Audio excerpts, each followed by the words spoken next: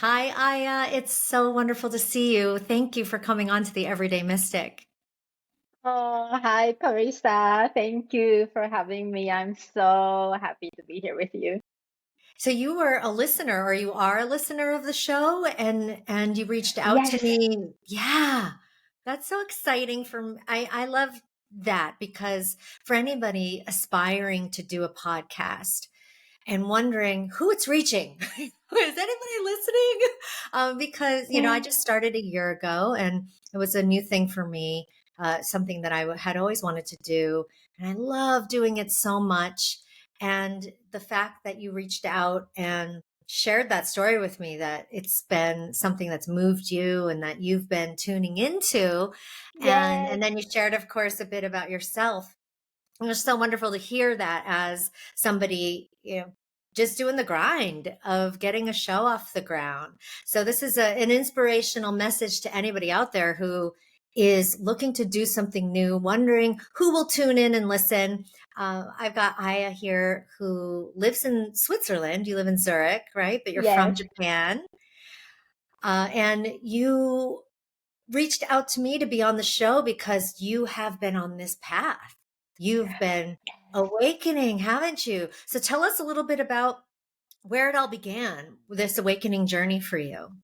Of course. I think for me, there's not like a very specific point for the journey. I think there are just big milestones, and I think all of us are on this journey since the birth in some sense.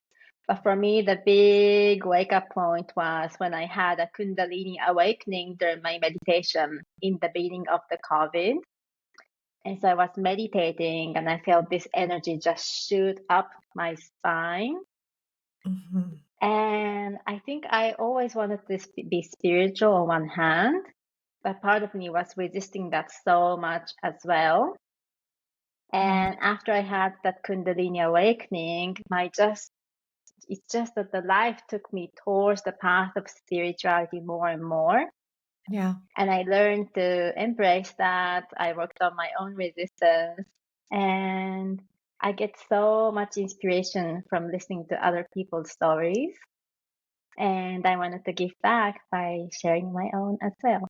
I'm so happy that you are. And that's exactly why I started this podcast, so that people could hear other people's stories and also see potentially some of themselves in those Yes. stories, so that it inspires them to take that first step or that 100th step or whatever it may be.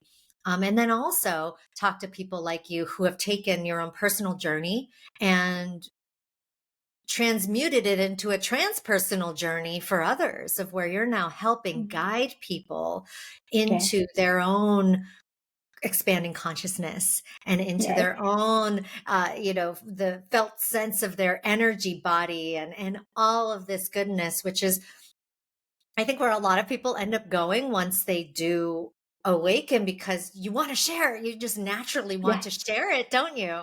Yes. Fully agree. Yeah. So so you were already obviously not resisting to some degree, because you were in a Kundalini class. So you were already Yes. exploring spiritual paths and practices before Mm-hmm. this actual awakening. Yes. What led you to that? What was the Mm-hmm. impetus? Because I think, just in our earlier Mm-hmm. conversation, I don't believe you grew up this way with these No. practices. So what was it that even led you in the first place to exploring, a Kundalini class and the Yes. type of work that inspired that awakening? The very, very first entry to the spirituality was yoga. And I started yoga when I was in the university just to get fit, pretty much. Yeah. Where were you And I in went, at university? I was in Tokyo in the university, and there was a yoga class pretty close to where I was living. And I was very fortunate because it was a very small class. So I had a lot of attention from the instructor, who was really, really kind and inspirational. And I think she knew that I went there to get some physical exercise. And when I had to move, and when I told her I want to be able to come to the yoga classes so often because of the distance, she gave me a little booklet. that spoke about the philosophy of yoga, and she told me, it's not just about the exercise. There's a little bit more to it. Mm. So that was my initiation. Oh, beautiful. Beautiful. And then from Tokyo, you left, and did you go straight to Switzerland, or were Yes, you in places in between? I went straight to Switzerland. And how was that move for you, going from your birthplace and something so familiar to, I would say, and I've been to both places, and they're starkly different in many Yes, ways. So, yes, fully agree. yeah, what was that like for you? It was a very big shock for me because in Tokyo, you have so many activities and so many fun things to do. It's a very, very big city with so many different offers of museums, theaters, restaurants, etc. And Switzerland is very, very close to the nature. Zurich has a very small population that's under 400,000 people. And it was very difficult because there was nothing to do. And I think it was also part of my spiritual journey because I realized that there were so many things in Tokyo that allows me to distract me from myself. And when I'm in a place like Zurich, and also in the beginning when I moved here, I didn't have a job yet. So I had a lot of time on hand in the city that pretty much have, a few museums, a lot of nature. And so I really had to see what I have going on inside me. And because I was not working, I also had more time that I can spend on yoga and meditation. So it was great, but difficult too. Hmm. Yeah, to get used to the stillness and the quiet and Yes, the settling down from your energy constantly being out here, and those distractions is it's a tough initiation, but so rewarding, right? it is. It is. Mm. So you found some solace, or at least some activity, or deepening in yoga. Uh, Mm-hmm. Did you, were you inspired by the nature, or just kind of like, what is this? Because I mentioned that because I've talked to some people who don't like being in nature. To me, it's strange because it's such a natural place to be. And so it I awaken and enliven and am so more me in Yes. nature.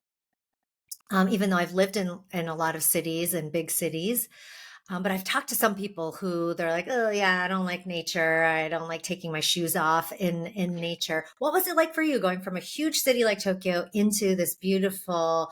It's like a fairy tale in Zurich, the Yes. landscape and the natural environment too, in the Alps and just around the lakes. It's just so beautiful. So, did you embrace that immediately, or did it take some getting used to?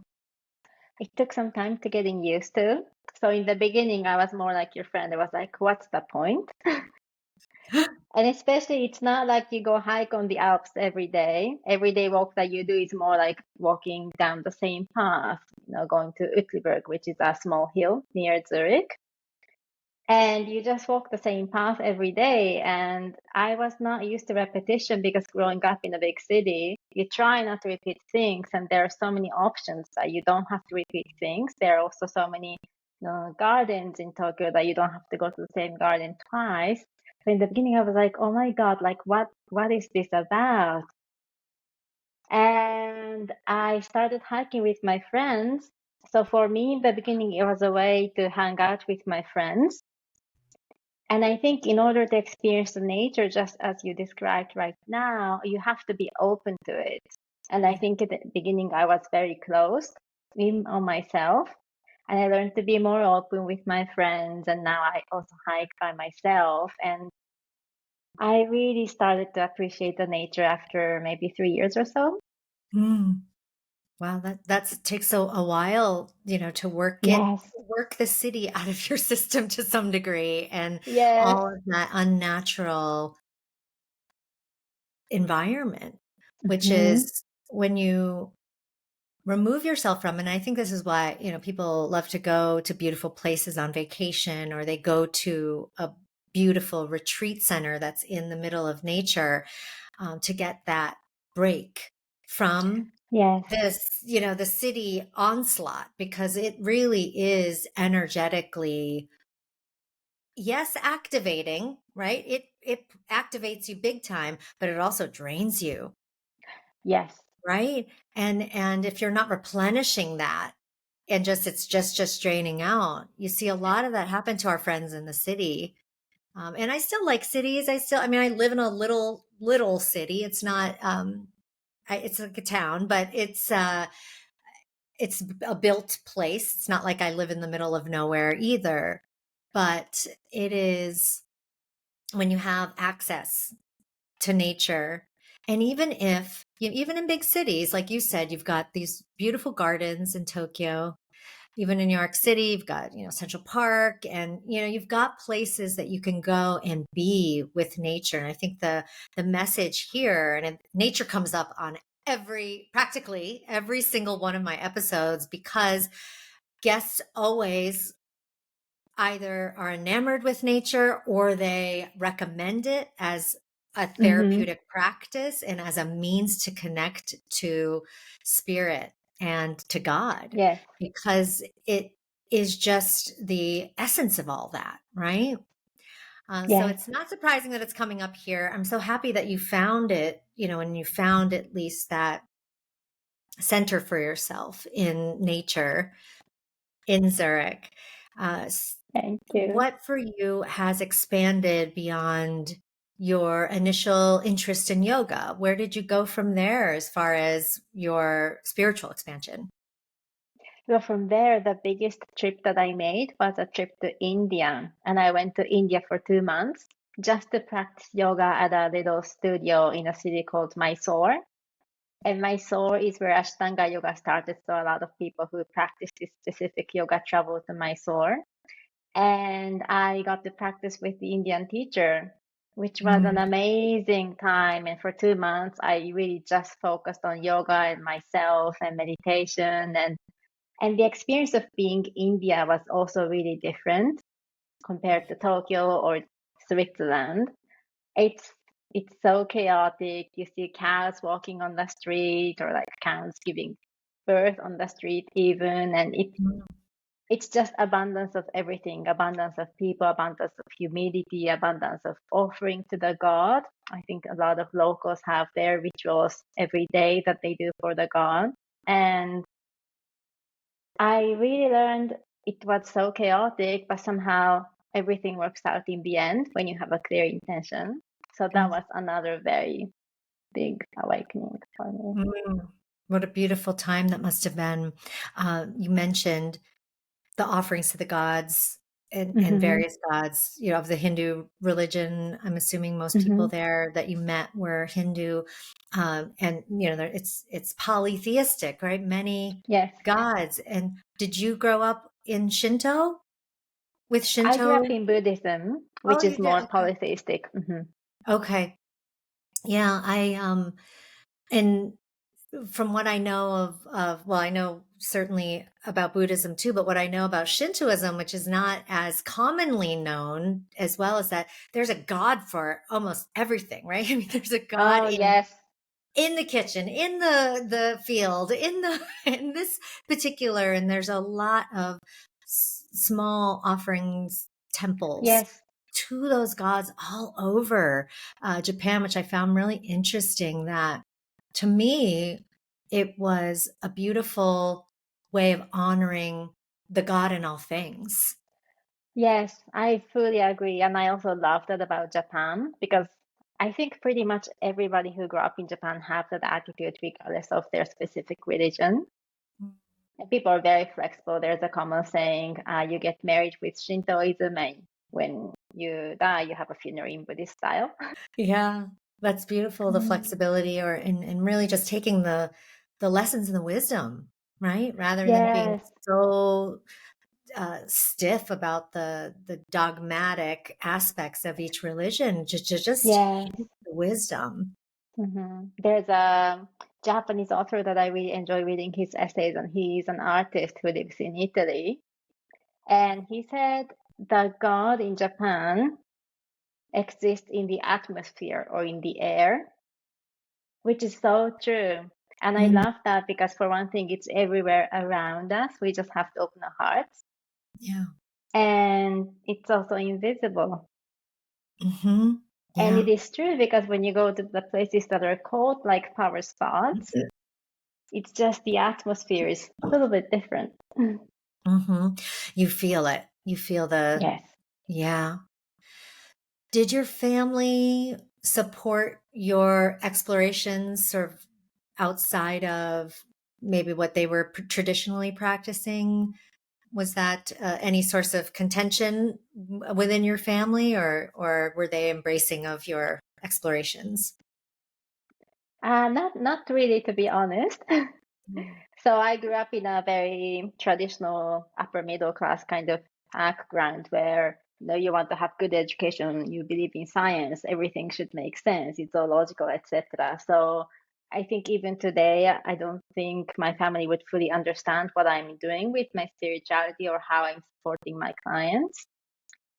But I think over time, we do come to understand that we're different and it's okay. Mm-hmm. Yeah, yeah. I mean, that's eventually our soul's path takes us sometimes Yes. away from the family in that sense of where there's no, you can either spend your energy trying to convince people who are not open to that about who you are or what you Mm-hmm. believe this life is all about, or you just let them be in their way and on their path and you go on your path, and sometimes those Yes, diverge, don't they? they That's what do. happened with And I my think, family. Yeah. yeah, and I think you also don't need convincing so much because somehow the way you are or the way you behave really demonstrates how different or how much more comfortable you are in the world. Mhm. I get on very well with my nephews, but before all of this spirituality, I hated kids. And I was like, please don't come Mm. close to me. So they see me interact with my nephew, and that's one indication from my parents to know that something's working for her. Yeah, yeah. Yeah. I mean, and that's ultimately what all parents want is Yes. our happiness. And, Yes. and if that is, they think, oh, this normal, quote unquote, success path is Yeah. going to be happiness, then that's what they want for you. But if they just see that end result of the happiness and of the contentedness and that you're healthy and that you are in good space, Hmm. then most parents are satisfied with that. They're like, oh, okay, I well, think whatever so. she's doing to get there, we're cool with that. Well, I'm happy to hear that there's some peace around there. Do you get to go back or do you see them often? Nowadays, I go back once a year. Yeah. How long have you been in Switzerland now? I have been here for 10 years. And for the first 4 or 5 years, I think I went back maybe twice. I was really focusing on getting used to Switzerland, and I also did not have such a good relationship with my family from a at least subjective point of view. And I worked on that through my spiritual journey. So now I'm more keen to go back and Mm, spend time with that's them. beautiful. That's beautiful. I love that you said it that way, that you worked on your relationship with them through your spiritual journey. Now, when I hear that, I hear something that I've done. So tell me if this is similar, that you can have conversations and relations and have even discussions and resolutions with people, let's say our family members, Mhm. in the space of spirit without it happening in reality, and it changes the Yes, dynamic between you. Is that similar to what you're talking about, how you worked things out in? yes, Yeah. it's quite similar. And I also did a lot of family constellation work, which is sort of like, seeing how your relationship with your parents or your ancestors are. So I fully agree. Like something shifts almost like outside of time, Right. and you see the ripple effects in the reality. Right. Yeah. That's beautiful. So now you've been in Switzerland sometime, you're exploring your own personal spiritual path. What was it that triggered your decision to do this, do the work, and I guess to get trained and start to Mm-hmm. take this from personal to transpersonal? Mm-hmm. It's almost like I had no other choice. Yeah. Because when the COVID started, I had a very extreme seclusion because here in Switzerland, it was like if you have a family or relative, you can see them, but if not, like you stay on your own kind of thing. So if you're an expat that's living by yourself, I really stayed by myself for at least 1 or 2 months. And I think everything just manifests in such a way that everything fell apart in my life. My work was no longer making me happy at that point. I also had a big identity around traveling, which was no longer available. And I just had a very, very big breakdown. And I was just looking for anything that might help me. And I came across um, neuro-linguistic programming, which is a little bit close to traditional coaching, but the trainers that I had were very, very connected with the universe. So the way they taught it was, I would say, spiritual. Mhm. And so that was a very big wake up call. And I was not planning to become a practitioner to help others. I just wanted to do the training for myself. But when I went through it and when I saw how much I changed and how much I benefited from that, I just wanted to share it with the world. Yeah, yeah, that's it's so beautiful to take that something, and I think that people who have been transformed themselves through something are that much more powerful as a teacher because Yes, you've walked the walk, you've been through the fire, and you've experienced, you know, the gifts from the practice. That's so interesting that it came through NLP. hmm And I studied and was certified in NLP. Oh gosh, it's been many, many, many years. And it was at a period in my life, I guess this was almost 20 years ago now. hmm And it was also, even though I didn't seek it out, it was part of this 2-year program I did. And I didn't know that it was going to be part of this program. It was, and it was really the foundation, I would say, hmm of this program. There were a lot of other elements, but NLP uh, was yes, that foundation. And it was incredible. I mean, it changed Yes. my world completely to where I found, or went from being a complete sort of sleeping victim, you know, and I didn't Mm, even know I was a victim, yes, to I being, can relate to that. yeah. So, and then being this awake and aware, you know, master of my universe. Yes. Yeah. Wow. I'm so happy for you that you had that experience 20 years ago. It was incredible. So I highly recommend to people, even though it's not something I practice now, but I'm so happy that you do because it's a game changer It for is. so many people. And I'm happy that you're someone I could refer to because I know how much it changed my life. It's not something, like I said, that I mean, it's one of those things, I think, like anything in your life that you learn and become, it becomes part of you. And no matter Yes. what you're doing, it infuses what you do, no matter what. So it's not like I offer those types of sessions for people, but I think hmm it can't not work through me still. But for I someone fully who, agree. yeah, but for someone who actually wants to go to and have an NLP session and work with you, like I said, happy, so happy that I can refer to you. Tell the audience more about it. What is it? What's what's the work like, and why is it spiritual to you? Oh, thank you for the gorgeous question. So the work I do is I actually combine NLP with Akashic Record reading.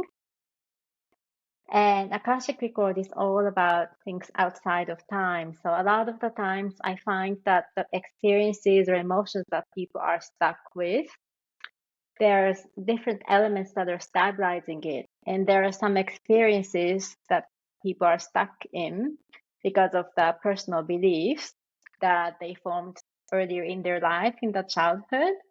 And NLP is very, very good for reframing that, offering a new perspective, identifying what you want when you go beyond those beliefs and when you're more and more true to yourself, and also change the belief. I think it's a really great tool to really start to live your full potentials.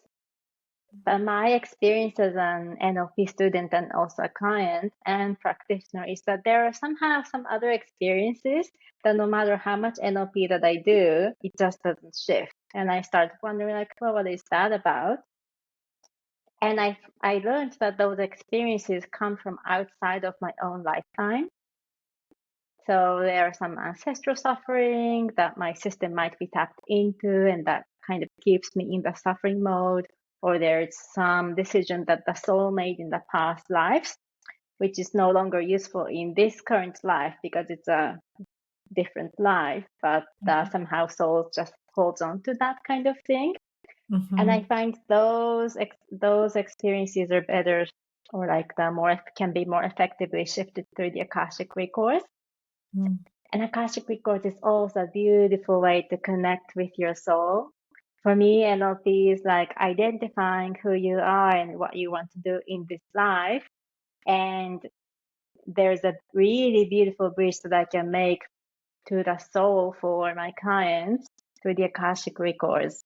And yeah, so I think the spiritual element is basically comes from who I am, because I can just be me and this mystic in front of my clients or anyone else, and from the guides that we have access to through the Akashic Records. Yeah.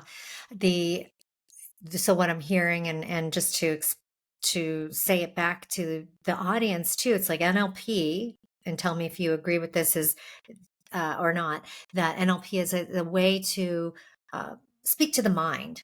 And, Yes. we're so in our minds as humans. So when you're working with a client, it's a great entry point to be like, okay, Yes. we're going to be here. We're going to speak with the mind, and we're going to also shift and change the mind.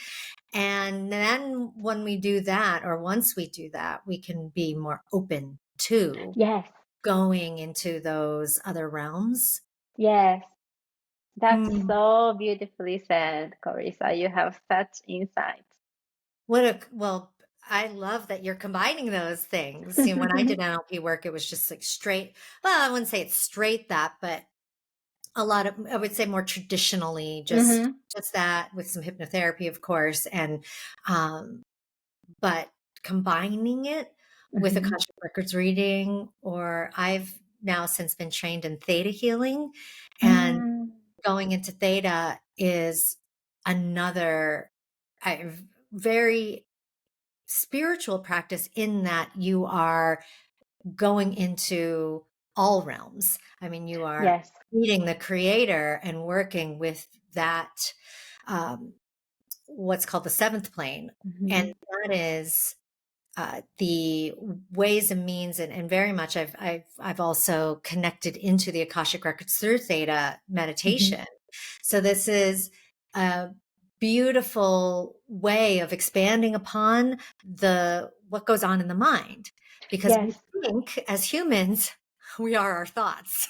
We think Yes. mind, which is, the first hurdle to jump over. Yes. No, you're not your thoughts. And then you're also not your feelings, and so it's like, okay, Yes. let's go deeper or into this more expansive energy of feelings, and then also get to the place where we can identify with them, but then also realize we're not them. And then you Yes. start going, right? You keep going out and out. So for you, going into the Akashic Records and bringing that, combining those two things, I think is really brilliant. for your clients Oh, to be thank able to you. bring that together. When you are working with a client, what does it do to you? Tell us, explain Mhm. that process, like within you, what changes and shifts as you work with someone else? For one thing, I get so much energy and so much joy by working with my clients because I had 4 weeks vacation in Japan and I was like, oh, like I miss that energy when I'm working with somebody else. So there's a pure joy in me that I find through supporting people in the way that I think is really, really fun and exciting. And another thing is that with every client that I see, I think I do deepen the connection that I have with Akashic Records and my own guys because it's a little bit like a teamwork, right? So Hmm. that's really, really fun connection to cultivate. I think another thing is, I think this is something that's generally true for all practitioners, but when you're working with somebody else, you are also partially working on yourself. So Hmm. I also do think I get a little bit of positive changes with the clients, and yeah, I think that's a beautiful gift that I get from them. It's so true. You become one with them. And Yes. so what they're receiving, you're receiving. And that also can lead to sometimes a bleeding of, I think mostly through empathy, which is like everyone says, oh, you should have empathy, have empathy. And empathy is beautiful and wonderful. But from empathy on its own, I think can Hmm. sometimes turn toxic because Yes. you allow someone to enter you, Hmm. and instead of, well, you both become this oneness together, Hmm. you're kind of allowing them to invade through that feeling of empathy. And it can be for healers and Hmm. spiritual practitioners and teachers, it can sometimes be uh, a, a difficult thing, something to be aware of because it can Hmm. affect you. Has that ever been the case for you, or have you done certain things to help prevent that? I think for me, the empathy is not something that I think I should impose on other people because I can be so empathetic and I can be like, oh, like, what can I do this for you? What can I do? And it is coming from a place of empathy or compassion, but at the end of the day, I'm kind of in the mode of trying to fix something. And for me, the true empathy is to just be with the client where they're at Hmm. their deepest point. And I think when I can just be there and breathe with them, sometimes with the most challenging beliefs that they have about themselves or around the world. Mm. Just being there with them sometimes, I think, shifts things. I've definitely had such experiences with my trainer. So Mm. Do you see beliefs in people? Is it something that you kind of physically experience, or is it I, something that they need to tell you? that's a gorgeous question. I think when the clients start, I think it's important that they do um, kind of find their own beliefs. So what I do in the beginning is to help them find their own beliefs because if they find it by themselves, they can accept it more and they can take more responsibility around it. So I think that's the first phase of the work. If the clients want to go deeper, then it's almost like me seeing the beliefs because when somebody has a very, very deep belief, it really, really comes across as a truth or fact of life for them. So they're not in any position to see it. So when Mhm. I think somebody has gone deep enough, then I start to catch the beliefs. But I also turn off that switch when I just talk to my friends or with anyone else outside of the practice because I Right. think it's annoying and Yeah. Or yeah, it could be distracting too for you, right? mm-hmm. If you're over here, Yes, playing with their beliefs instead of yes. here, talking. And yeah. You mentioned guides earlier. Let's talk about guides some more. Yes. What was your first experience like with your own guides, and explain it in your own words, because people hearing guides, not Mm-hmm. everyone has their kind of, I would say, their own interpretation of Mm-hmm. their experience with guides, and there are so many. So Mm-hmm. share with the audience what that experience is like for you, and Yes. how it informs the how you live and how you work. Mm-hmm. Thank you. My first experience of my own guides were through my practice partner. So we learned how to read Akashic Records together. And he opened my Akashic Records first. And he got the message from my guides and he told me, oh, this is what your guides are saying. And it really landed on my heart, and it was so accurate and just what I needed to hear. And I thought like, wow, this must be true. Like they Hmm. must really be there. And then I read the records for my friend, and his experience was also similar.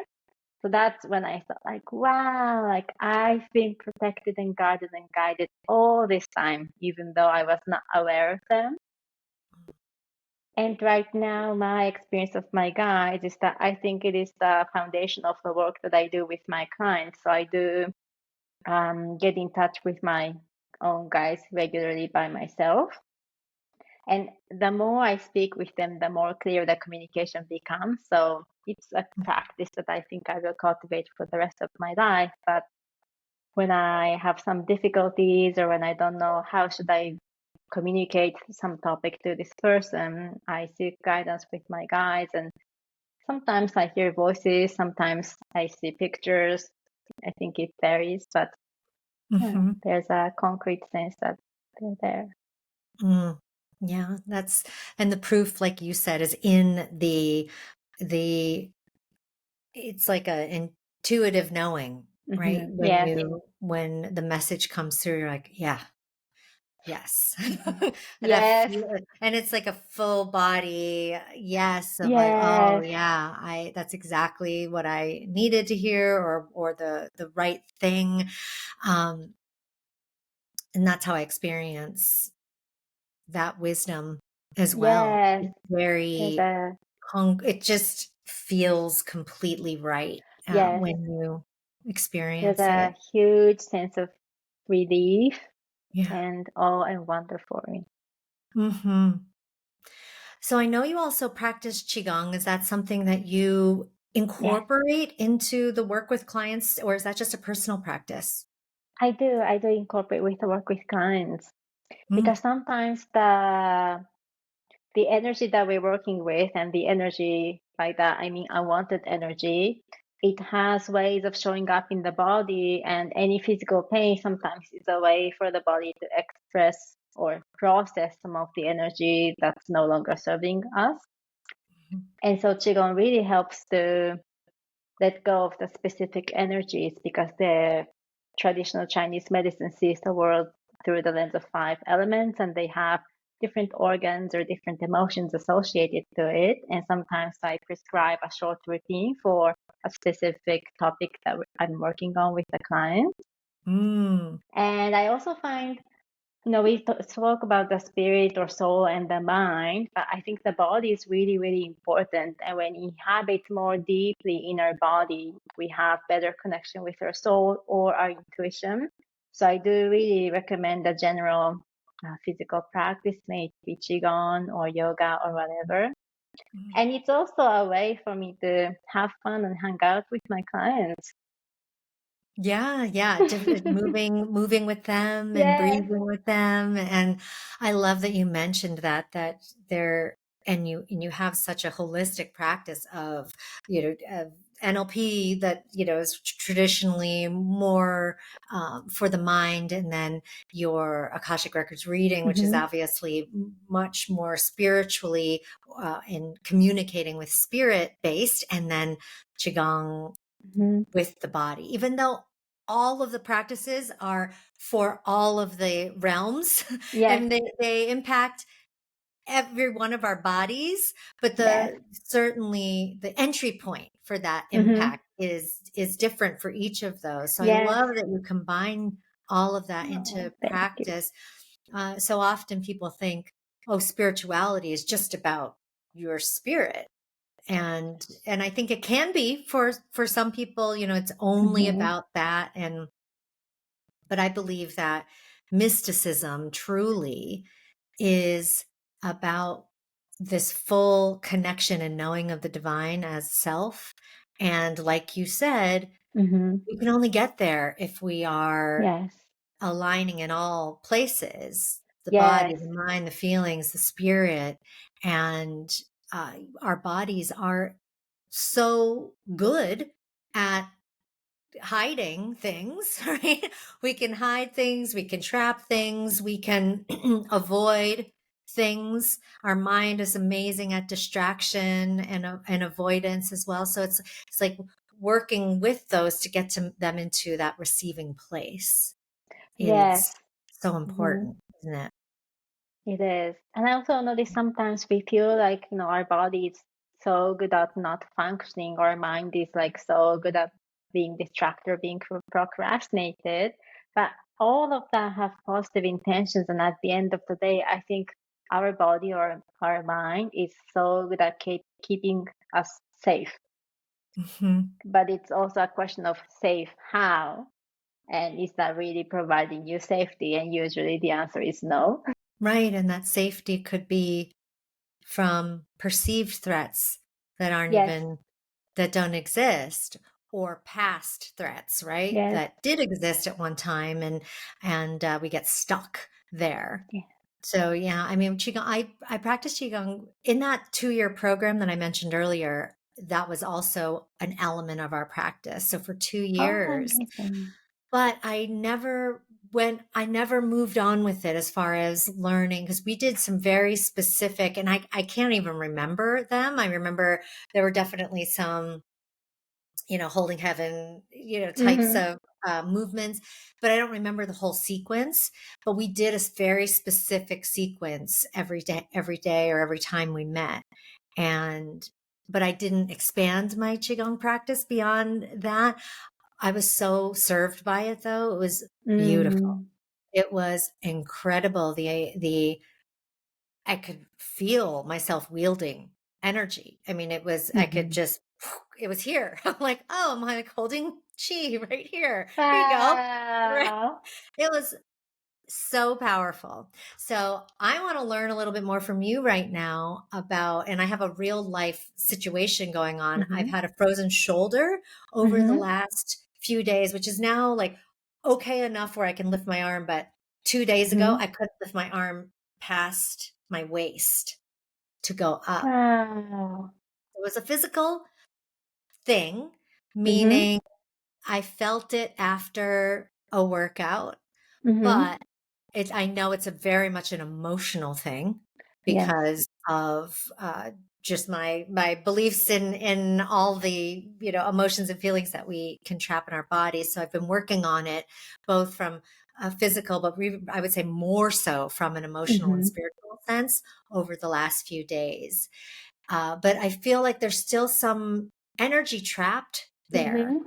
So for you, if I were your client coming to you, what would be like a Qigong practice that you might recommend to help release that energy? Thank you for that gorgeous question. I think in the worldview of the Qigong, we have negative energy or like the blockness when the Qi is not flowing. And so it's very, very important to allow the Qi to flow. And what I might do is I might walk you through the process of generating Qi in your hands and hold that Qi ball. And this is Mm, maybe 3-4 minutes exercise. And then just visualize that Qi just going up from your hand to your elbow, to your arms, all the way to your shoulders. And that golden energy melting away any blockages in the shoulder. mm, I think that's beautiful. really, really helpful. And another thing that I really, really enjoy doing with my clients, and this is something that I learned in India, but we can visualize our body parts in color. So I might ask you to visualize that part of the shoulder in a specific color.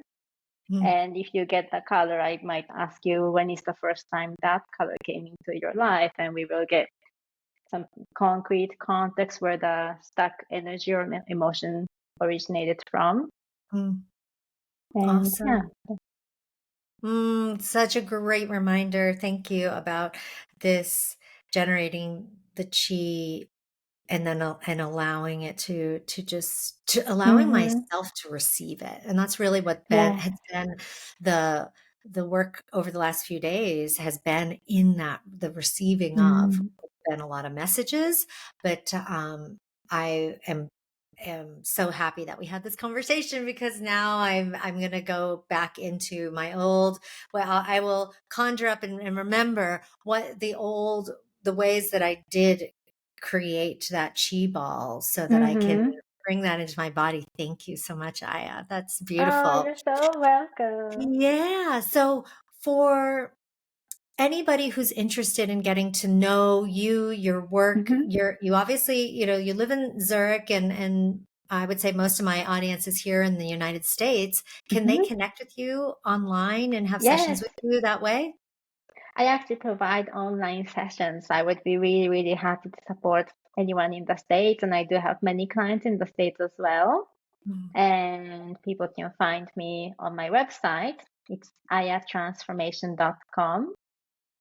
And you can schedule a complimentary clarity call or just send me a message. And I would love to connect with anyone that's out there who is curious about all of this.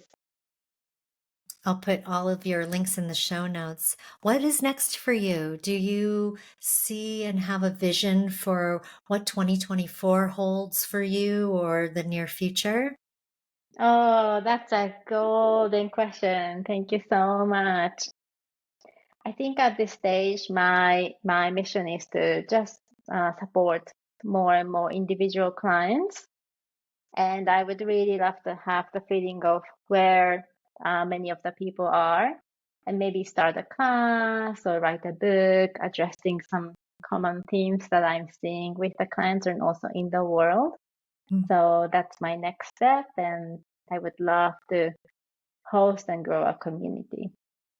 So you mentioned, what you're seeing in the world as being part of that messaging. What are you seeing in the world? What's your perspective and what would you love for people to know through the Mm-hmm. perspectives that you have having lived your life and worked your practices and mastered the things that you have? What would be one, what you're seeing, and then the perspective, the Mm-hmm. message that you have to the world? Thank you for that question. What I'm seeing in the world is one of the characteristic thing is the increase in polarity. So there has been no time on the history of mankind where the discrepancy in wealth has been so great as right now. Or you see the polarity in the combat situation, and we have major wars going on the planet right now. And so there's a lot of polarity, and I think there's a microscopic aspect of the polarity that you see maybe in your daily life. Maybe the opinions about a specific topic can be divided between you and your friends, and that can also be a way of polarity showing up. And I think that there is a very important aspect of the learning, including the polarity. It's just there for I think some of the good reasons for the growth of the planetary energy. And what we can do is to remain centered in ourselves and just include all of the polarities we experience inside ourselves and around ourselves. So that's one thing that I'm seeing. And I also know that the energy of the earth is ascending very quickly right now. So I'm very curious how that unfolds for different people in the coming year. Well, they'll be served by people like you who can help those who are moving into that ascension and going with it. Because I think there's a lot of people fighting it, but there's also a lot of people going with it. Yes. And having people like you who can help in that understanding of, and also the migration in it through that ascension is so beautiful. So thank you for all the work you're doing. Thank you for following the path. And thank you so much for coming on to the show and sharing your story and your wisdom. Oh, thank you, Carissa, for having me. It's really, really such a joy to be here with you, starting from a listener. Thank you, honey.